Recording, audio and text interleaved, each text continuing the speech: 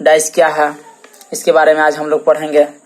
तो सबसे पहले हम आप लोगों को बता दें कि डाइस दो प्रकार के होते हैं, एक स्टैंडर्ड डाइस और एक जनरल डाइस, जिसका हिंदी हो जाता है सामान्य पासा। तो सबसे पहले हम लोग देखेंगे कि स्टैंडर्ड डाइस क्या है। बहुत से स्टूडेंट को डाउट रहता है कि स्टैंडर्ड डाइस समझ नहीं पाए, जनरल डाइस समझ नहीं पाए, तो इसके लिए आप बिल्कुल निश्चिंत रहिए और वीडियो को अंत तक देखते रहिए। यदि आप चैनल पर नए हैं तो चैनल को सब्सक्राइब करना न भूलें, और चाहते हैं कि इस तरह के वीडियो और हमें हेल्पफुल मिलता रहे तो इसके लिए आप बेल आइकन को दबाना न भूलें। तो सबसे पहले हम लोग पढ़ेंगे स्टैंडर्ड डाइस। स्टैंडर्ड डाइस क्या है? तो स्टैंडर्ड डाइस देखते हैं, पासा के दो विपरीत सतहों का योग 7 हो। तो एग्जाम्पल के जरिए आप लोगों को हम बताना चाहता हूं कि कौन सा स्टैंडर्ड डाइस होगा। डाइस यदि आप लोग पहले नहीं कभी पा रहे हैं तो देख लीजिए, इस तरह से ड्रॉ किया जाता है षष्भुज की तरह। षष्भुज कोण आप लोग पा रहे होंगे उसी तरह से। ये हो गया हमारा, हो गया। यहाँ से एक लाइन ड्रॉ कर देते हैं तो ये हमारा हो गया। तो स्टैंडर्ड डाइस जैसे कि 1, 5, 3। आप लोग बताइएगा दोस्तों कि इनमें से कौन सा स्टैंडर्ड डाइस है। पहले तो डाइस ड्रॉ ही नहीं किया है।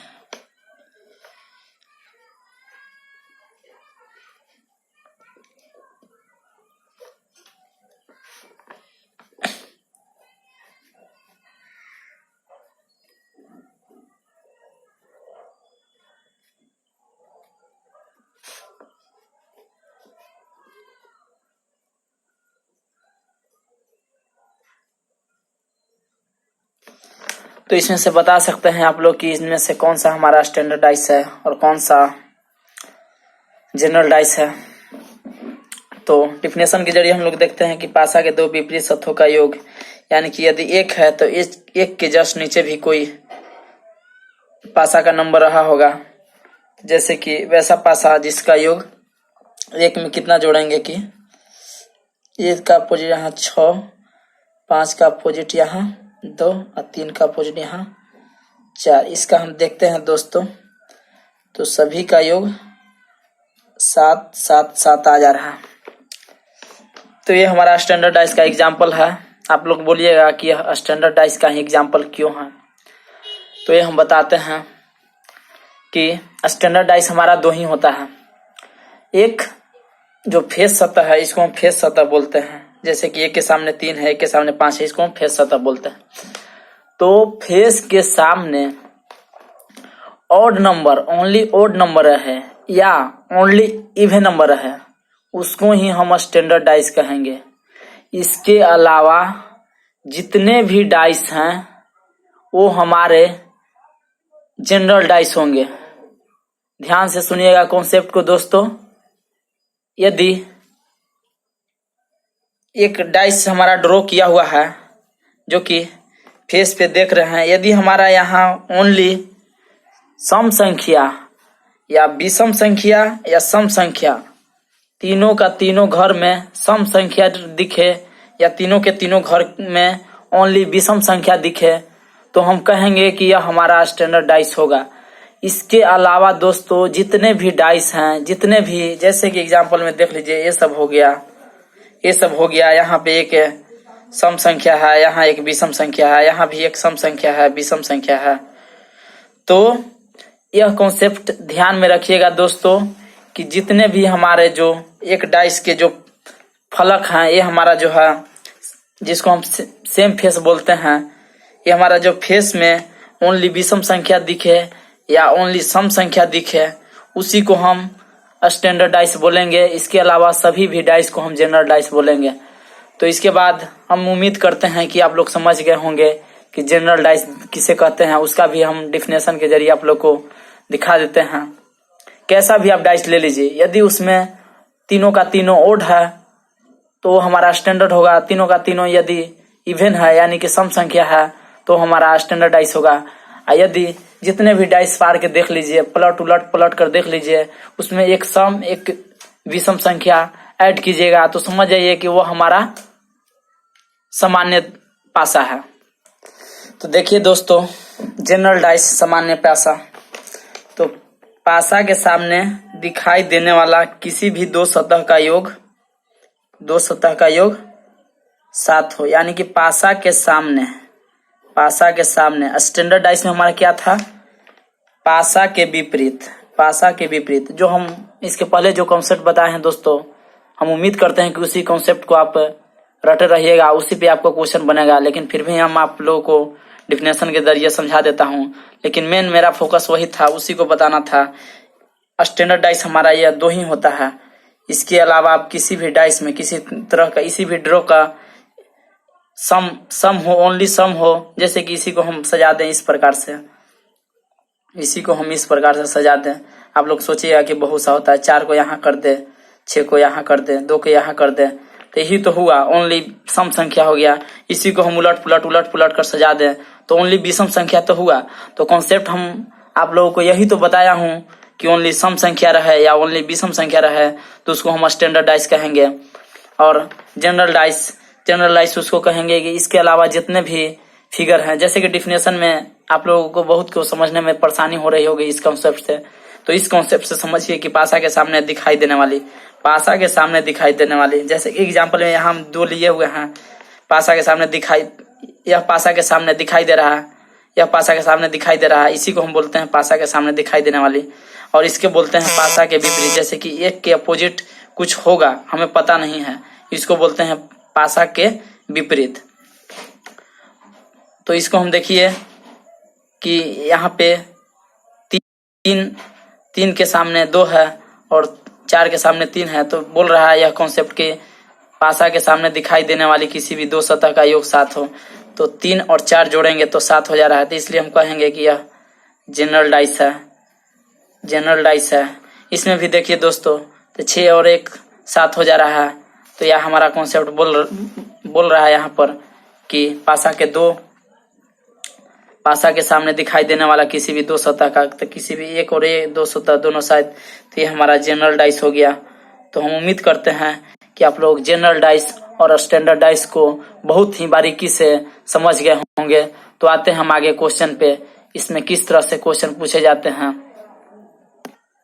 तो क्वेश्चन हम लोग देखते हैं दोस्तों, जैसे कि हमारा एक 2 पासा दे देगा और इसमें कुछ अंक भरे रहेंगे, जैसे कि 5, 3 और 4, और ये भी कुछ भरे रहेंगे 4, 2 और 1, इस तरह से। और इसमें पूछेगा कि 2 का अपोजिट क्या होगा, 1 का अपोजिट क्या होगा, ऐसे ऐसे क्वेश्चन पूछते हैं। एक बात और हम बता देना चाहता हूं कि 5 का अपोजिट कभी भी 4 नहीं हो सकता है। क्वेश्चन से पहले ही हम आपको समझाते हैं, 5 का अपोजिट, 5 का विपरीत कभी 4 या 3 नहीं होगा। 5 का विपरीत कभी भी 3 या 4 नहीं होगा, क्योंकि सेम सतह यानी कि कभी भी फेस एक दूसरे का विपरीत नहीं हो सकता। फेस सतह कभी भी विपरीत नहीं होता। इसी प्रकार इसको हम भी देख लेंगे कि 4 के विपरीत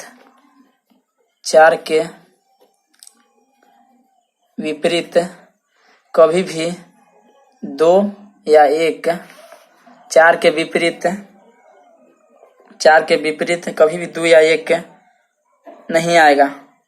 हम यह पहले ही आपको बोल देते हैं, क्योंकि हम जानते हैं कि सेम सतह कभी भी एक दूसरे का विपरीत नहीं होता, तो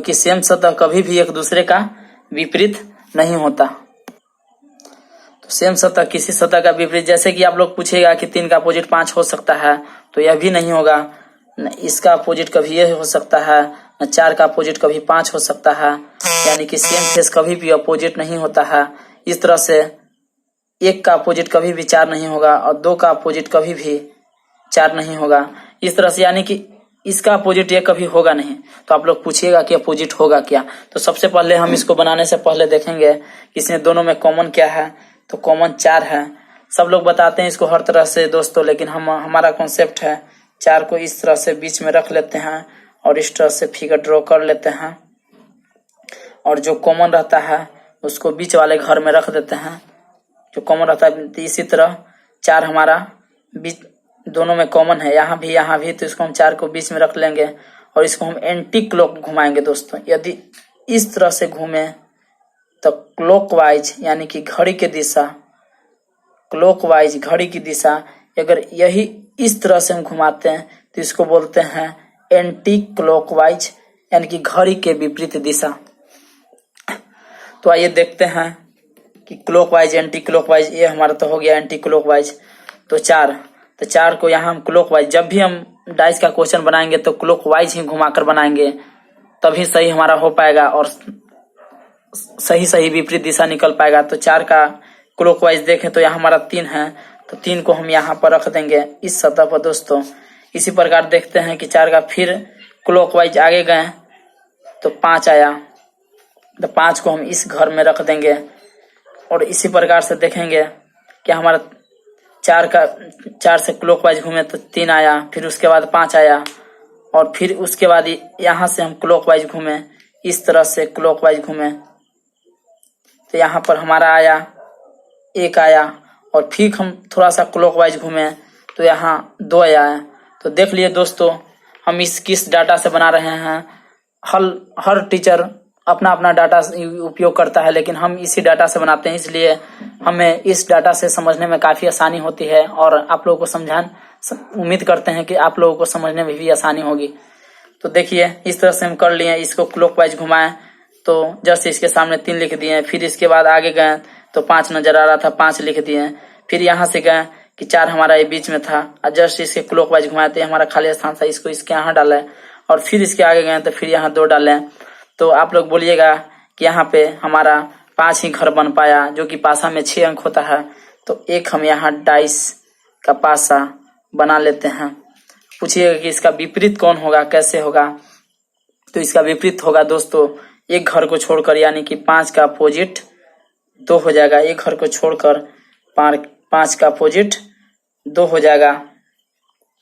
और इसी प्रकार से इसका जो 4 है, 4 का अपोजिट हमारा एक घर हो जाएगा।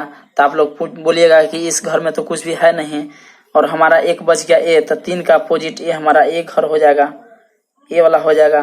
तो 3 का अपोजिट हो गया 1, तो 4 तो 1 हमारा बचा हुआ संख्या 4 का अपोजिट हो जाएगा 6।